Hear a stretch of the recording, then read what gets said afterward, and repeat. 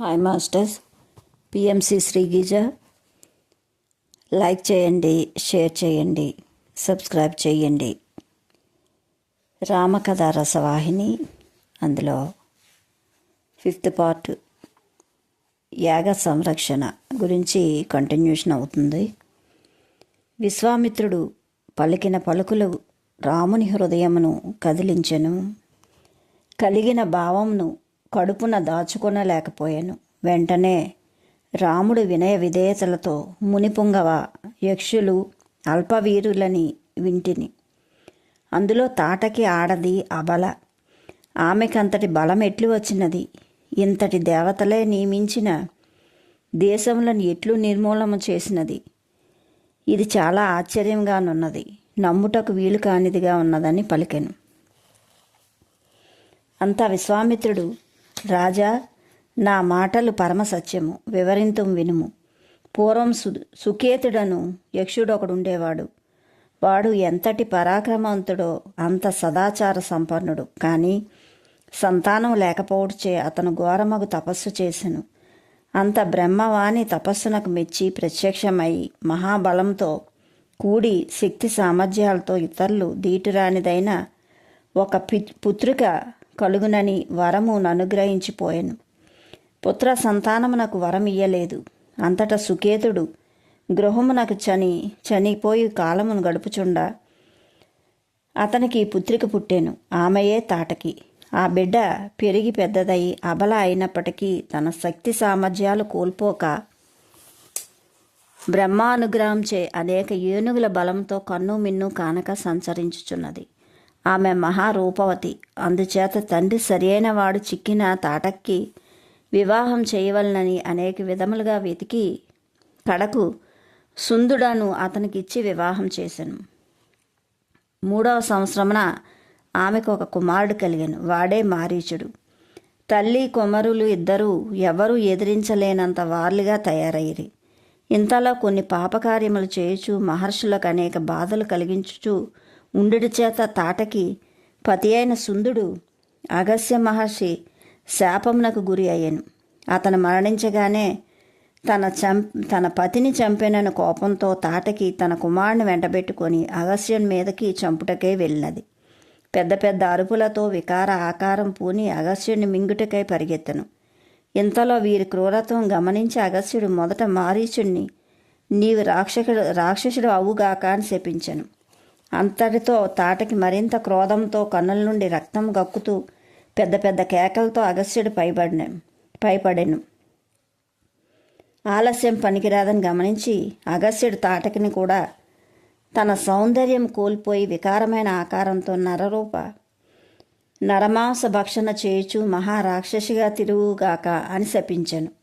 ఈ శాపములకేమాత్రం జంకక అనేక విధములుగా అగస్త్యుని చంప ప్రయత్నించి విఫలత గావించి అతన్నేమీ చేయలేకపోయి కోపమునకు చల్లార్చుటకై అతను సంచరించుచున్న ఆ మలద కరూస దేశములను హతమనర్చెను. ఈ రీతిగా అగస్త్యునిపై గల కోపమును తల్లి కుమారులు తీర్చుకొంచున్నారు అని పూర్వ వృత్తాంతమును విశ్వామిత్రుడు రాముడికి తెలుపగానే రాముడు అందుకొని, స్వామి, సరి, బ్రహ్మానుగ్రహంతో పుట్టుటచే తపశ్శక్తి పొందుటచే మహర్షులు శాపమునే ఘోరమైన రాక్షసాకారం కలుగుటచే మహాబలంతో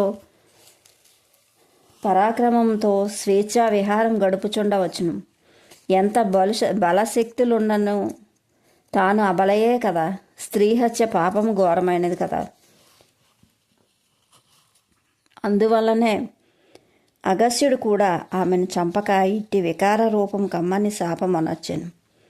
లేకున్నా పతిని శపించిన మహర్షిని సతిని శపించలేకపోయినా స్త్రీహత్యకు పూనుకొనుట పురుష సింహములకు తగిన సార్థకత కానే రాదని వినియుంటిని. ఇందుకేమి చేయమందులో ఆజ్ఞాయసంగుడు అని తనలోని సందేహములను విశ్వామిత్రుడి ముందు పెట్టగా విశ్వామిత్రుని ముందు పెట్టగా విశ్వామిత్రుడు కూడా సంతసించి, రామ, స్త్రీహత్య మహాపాతకమని నాకు మాత్రమే తెలియకపోలేదు. అయితే గోబ్రాహ్మణ సాధు సంరక్షణ అత్యంత ప్రధానములు. ధర్మముపై మూడింటిలోని ఇమిడి ఉన్నది. ధర్మరక్షణకై అధర్మం నిర్మూలన చేయటంలో ఎటువంటి దోషము లేదు. ధర్మో రక్షతి రక్షితః అన్న ఆర్యోక్తిని వెరుగుదువా? ఇది స్వార్థమునకు సలుపు హింస కానే రాదు. లోక సంరక్షణకై చేయటలో ఎట్టి దోషము అంటదనియే నానుడి. అంతేకాక సృష్టి స్థితి లయము దైవ సంకల్పములు. అవి మానవ మాతృల కల్పితములు కానే కావు. నీవు దైవాంశ సంభూతుడవు. నీకట్టి అధికారం కలదు. అగ్నికి ఎట్టి మాలిన్యము అంటున్నట్ల దైవం నాకు ఎట్టి పాపము అంటదు. రక్షించుటకు ఎంత అధికారమో, సృష్టించుటకు ఎట్టి సంకల్పమో, శిక్షించుటకు అట్టి సంకల్ప అధికారములుండును. పాపమునకు తగిన శిక్ష ఏనాటికైనా తప్పనిసరి. ఇంకను అనేక పాపములు చేసి పూర్తిగా హీనుడగుట కంటే ఈనాడు నీ హస్తముల్లో మరణించుట ఆ తాటకి పుణ్యమే అని చెప్పవచ్చును. నీవు దానికి దేశమునకు ఉపకారం చేసిన వాడివే అవుదు, కానీ అపకారం కానీ పాపం కానీ చేసినవాడు కానే కాదు. ఈనాడు నీవు దయదలిచిన వదిలినచో లోకమునకు తీరని లోటు, ధర్మానికి హాని కలుగుటే కాక తాటకి పాపమును కూడాను అధికము గావించినవాడు అవుతావు. వేయొకటికి దివ్య దృష్టితో నేను ఎరిగితిని. నీవు రాక్షస సంహారమునకే అవతరించితివి. ఇది నీ పని.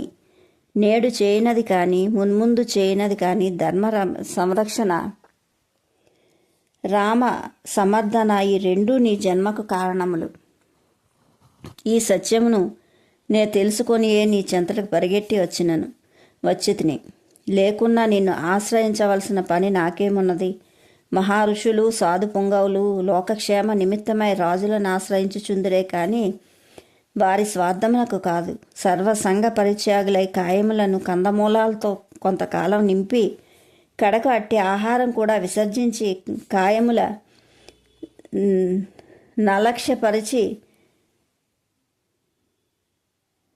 కాయములను నలక్ష్యపరిచి కాంతిలో లీనం కానున్న వారు పరుల రక్షణలెందుకు ఆశింతురు? ఏమి జరిగినా వారికి ఏమి నష్టం? అయితే జ్ఞానులు తమకు తాము తరించుటే కాక తాము తెలిసిన సత్యములు లోకములకు తెలిపి ఆచరించి అనుసరింపచేసి లోకమున జీవులను తరింపచేయ సంకల్పింతురు. లోకంలో మాకేమి పని అని జ్ఞానులు తమ మార్గమును తాము చూసుకొన్న జీవులు భ్రష్టులై ధర్మమును నశింపచేతురు.